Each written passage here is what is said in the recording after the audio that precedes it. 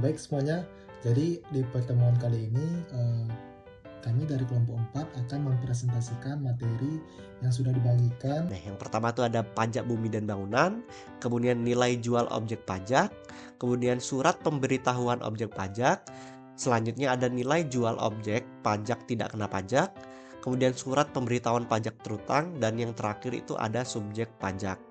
Dan di sini saya akan perkenalkan beberapa anggota kelompok saya. Yang pertama dengan saya sendiri, Ketut Agus Hendrawan. Kemudian ada Iwayan Agus Pramudita. Kemudian ada Ikadek Pasaguna dan Ikadek Suratnyana. Kemudian ada Kamang Parisya Rabani dan Jonathan Kurniawan Gideon. Jadi yang pertama kita akan membahas mengenai PBB atau pajak bumi dan bangunan yang akan dibahas oleh Parisya Rabani. Oke, let's go. Nah, langsung saja. PBB atau pajak bumi dan bangunan itulah pajak yang dikenakan atas tanah dan bangunan yang dimiliki, dikuasai, atau dimanfaatkan oleh orang pribadi ataupun badan. Nah, pajak ini merupakan salah satu sumber pendapatan daerah yang penting dan diatur dalam Undang-Undang Nomor 12 Tahun 1994 tentang pajak bumi dan bangunan. Nah, tujuannya yaitu untuk memberikan kontribusi bagi pendapatan daerah untuk membiayai pembangunan, kemudian menciptakan keadilan dalam pembagian beban pajak, dan yang terakhir itu melalui PBB, pemerintah dapat mengetahui potensi sumber daya yang dimiliki. Nah, ada beberapa karakteristiknya nih. Yang pertama tuh objek pajak, tanah atau bangunan yang memberikan keuntungan atau manfaat bagi pemiliknya. Kemudian ada subjek pajak, yaitu orang pribadi atau badan yang secara nyata memiliki atau memanfaatkan tanah atau bangunan. Kemudian dasar perhitungannya itu yaitu nilai jual objek pajak atau NJOP yang nanti akan dibahas oleh rekan saya. Kemudian ada tarif perhitungan. Nah, tarif umumnya adalah 0,5% dari NJKP atau nilai jual kena pajak. Nah, selanjutnya objek yang dikenakan PBB itu mencakup tanah atau bangunan yang memberikan manfaat ekonomi kepada pemilik, penguasa, atau pemanfaatnya.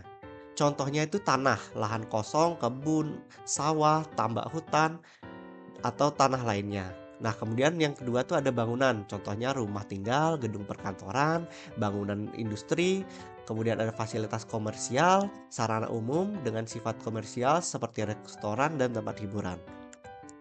Nah, ini merupakan contoh dari surat pemberitahuan pajak terutang PBB. Bisa teman-teman lihat pada slide. Kemudian tuh ada objek yang tidak dikenakan pajak. Nah, objek pajak tertentu dikecualikan dari pengenaan PBB karena sifat dan peruntukannya. Hal ini diatur dalam pasal 3 Undang-Undang Nomor 12 Tahun 1994. Nah, objek yang tidak dikenakan PBB itu diantaranya adalah tanah milik negara, kemudian tanah milik daerah, tanah milik peribadatan, tanah kuburan, kemudian tanah hutan. Nah, selanjutnya itu ada NJOP, nilai jual objek pajak. Nah, pembahasan ini akan dibahas oleh rekan saya. Jadi, rekan saya akan membahas nilai jual objek pajak. Bisa saya persilahkan. Baik, materi kedua itu adalah nilai jual objek pajak. Nilai jual objek pajak itu adalah harga rata-rata yang diperoleh dari transaksi jual beli yang terjadi secara wajar di pasar. Jika tidak ada transaksi, NJOP itu ditentukan oleh pemerintah berdasarkan harga yang berlaku di wilayah tersebut. Lalu ada faktor-faktor yang mempengaruhi NJOP. Yang pertama itu ada lokasi, itu lokasi yang strategis yang akan membuat NJOP lebih tinggi.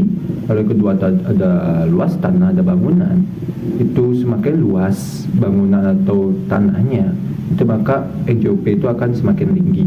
Kalau yang ketiga itu ada kondisi fisik, itu ada kondisi bangunan, material yang akan digunakan, dan usia bangunan yang akan mempengaruhi NJOP.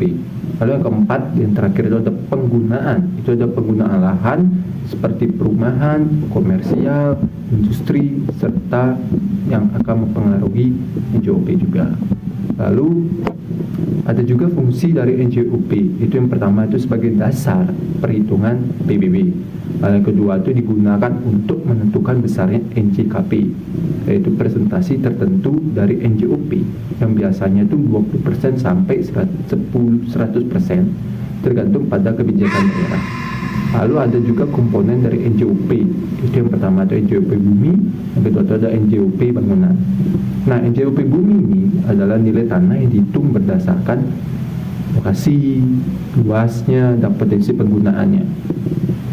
Lalu yang kedua itu ada NJOP bangunan, yaitu nilai bangunan yang dihitung berdasarkan jenis, luas, dan kondisi bangunannya. Dan ini merupakan contoh surat dari NJOP.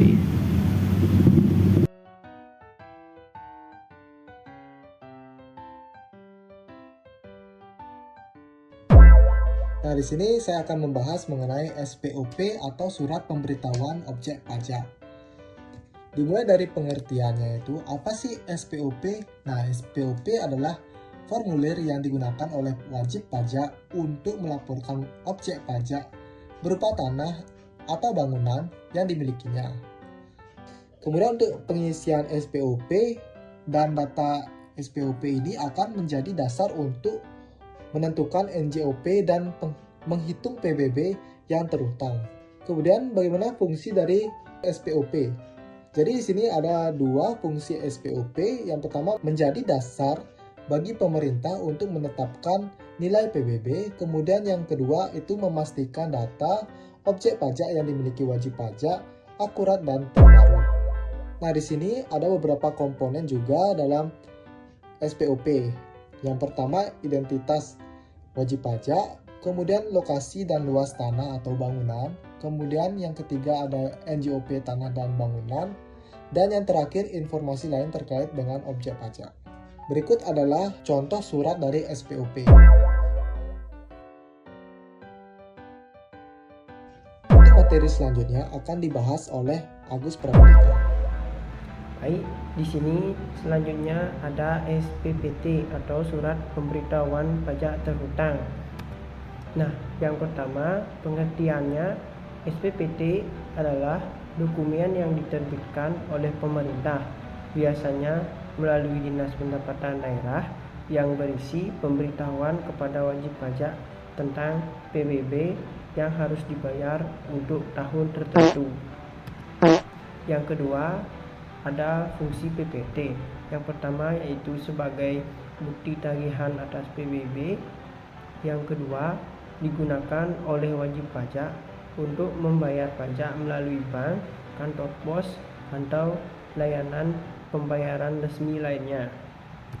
Nah, di sini yang ketiga ada komponen SPPT. Yang pertama sebagai identitas pajak. Yang kedua ada informasi objek pajak. Yang ketiga, besarnya PBB terhutang. Dan yang terakhir ada batas waktu pembayaran pajak. Baik, selanjutnya akan dijelaskan oleh teman saya.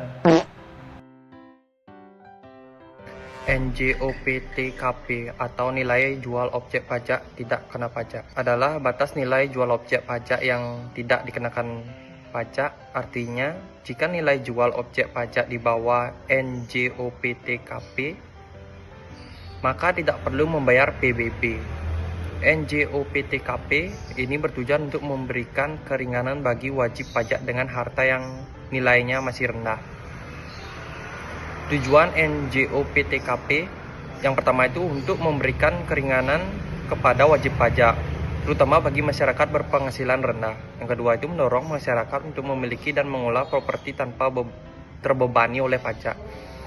Penetapan NJOP-TKP yang pertama itu ditetapkan oleh pemerintah daerah dan dapat bervariasi antar daerah. Yang kedua itu pemerintah daerah melakukan peninjauan berkala untuk menyesuaikan NJOP-TKP dengan kondisi ekonomi dan inflasi.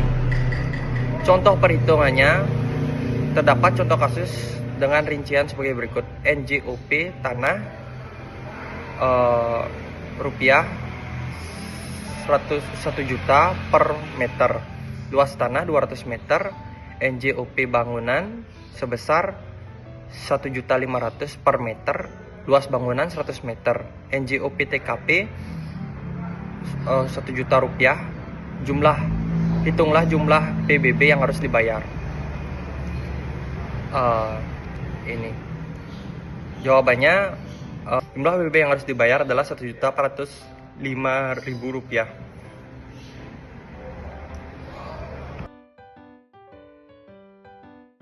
Baik, di sini saya akan menjelaskan tentang subjek pajak. Yang pertama, pengertian subjek pajak adalah individu atau badan hukum yang memiliki kewajiban untuk membayar pajak kepada negara berdasarkan ketentuan perundang-undangan yang berlaku. Subjek pajak dapat diartikan sebagai pihak yang dikenakan pajak atas penghasilan harta atau transaksi tertentu yang dilakukan. Selanjutnya ada jenis-jenis objek pajak. Subjek pajak dapat dibedakan menjadi dua jenis, yaitu yang pertama orang pribadi atau warga negara Indonesia atau warga negara asing yang memiliki menguasai atau memanfaatkan tanah atau bangunan di wilayah Indonesia, contohnya seperti pemilik rumah tinggal, penyewa bangunan, atau pemilik tanah berkebun. Dan yang kedua ada badan atau organisasi atau entitas hukum yang memiliki atau mengelola tanah atau bangunan, contohnya seperti perusahaan, koperasi, yayasan, lembaga pendidikan, atau badan usaha lainnya. Yang selanjutnya ada karakteristik objek pajak. Yang pertama, kewajiban pajak. Subjek pajak memiliki tanggung jawab untuk menghitung, melaporkan, dan membayar pajak yang terhutang sesuai dengan ketentuan yang berlaku. Yang kedua, identitas, atau setiap subjek pajak memiliki identitas yang jelas seperti nomor pokok wajib pajak atau NPWP untuk individu atau badan hukum. Yang terakhir, pajak yang dikenakan atau subjek pajak dapat dikenakan berbagai jenis pajak seperti pajak penghasilan PPH, pajak pertambahan nilai atau PPN, pajak bumi dan bangunan atau PBB, dan lainnya. Baik, sekian dari presentasi dari materi yang kami bahas, yaitu NJOP, PBB, SPOP, kemudian ada SPPT, kemudian NJOP, TKP, dan subjek pajak. Apabila ada kesalahan kata, kami mohon maaf sebesar-besarnya. Akhir kata kami ucapkan terima kasih. Sampai jumpa.